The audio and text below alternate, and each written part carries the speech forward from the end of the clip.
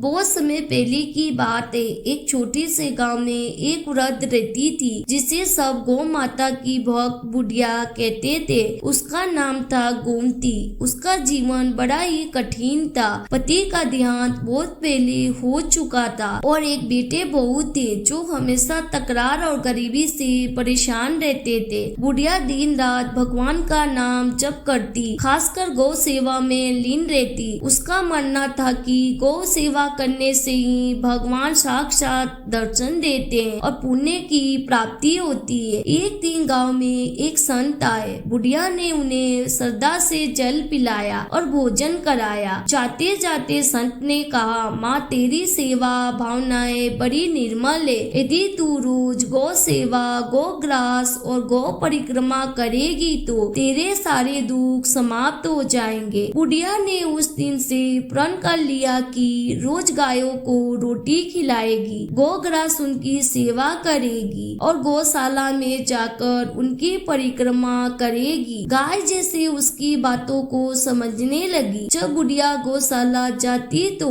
गाय खुद उसके पास आकर खड़ी हो जाती। वो अपने हाथों से उन्हें रोटी खिलाती, उनके पैर को धोती, अपने माथे पर लगाती और उन्हें प्रेम से सहलाती। धीरे धीरे उसके जीवन में परिवर्तन आने लगा। उसका घर पहले जहाँ उदासी छाई रहती थी वहाँ अब शांति और सुख आने लगा। बेटा जो पहले बेरोजगार था उसे गांव में ही एक अच्छा काम मिल गया। बहू जो बुढ़िया से रूठी रहती थी अब उनकी सेवा करने लगी। लोग गांव में कहने लगे, सब गौ माता का चमत्कार हो रहा है। बुढ़िया रोज गौशाला में जाकर गायों के साथ परिक्रमा करती और कहती, हे गौ माता, आप में सभी देवता वास करते हैं। आपकी परिक्रमा करने से सभी पाप मिट जाते हैं। उसे अब व्रत शरीर भी थकावट नहीं लगती थी। उसकी आत्मा में एक नई ऊर्जा और आनंद का संचार होने लगा था।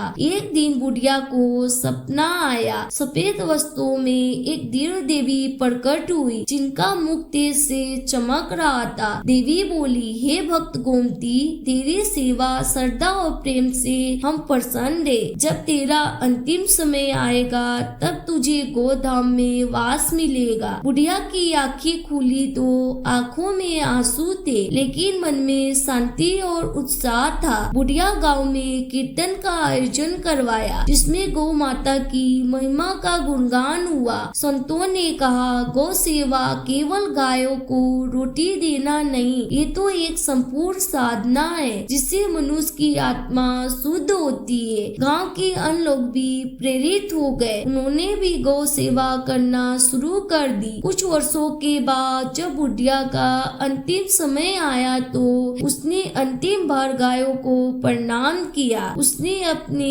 बेटे और बहू से बोला, मेरी अंतिम इच्छा है कि मेरे पास गौ माता की एक रोटी रहे और मेरे शव को गौशाला के रास्ते से ही ले जाया जाए। जैसे उसने अपनी आंखें बंद करी, एक दिव्य प्रकाश कमरे में फैला और बुढ़िया के चेहरे पर एक दिव्य मुस्कान थी। गांव वालों ने देखा जैसे ही बुढ़िया का शरीर शमशान ले जाया जा रहा था, गायों का झुंड रास्ते में आ गया और सबने शांत भाव से बुढ़िया को अंतिम विदाई दी। उस दिन गांव में सबने महसूस किया कि कोई साधारण आत्मा नहीं बल्कि गौ माता की विशेष कृपा से युक्त एक पुण्य आत्मा ने गोधाम को प्राप्त किया है। हे गाय माता, जैसी आपने कृपा बुढ़िया पर करी वैसी ही कृपा आप अपने सभी भक्तों पर करना। कहानी अधूरी हो तो पूरी करना, पूरी हो तो मान रखना, सबके नित्य नियम और व्रत को पूर्ण करना। प्रेम से बोलिए गौ माता की जय हो।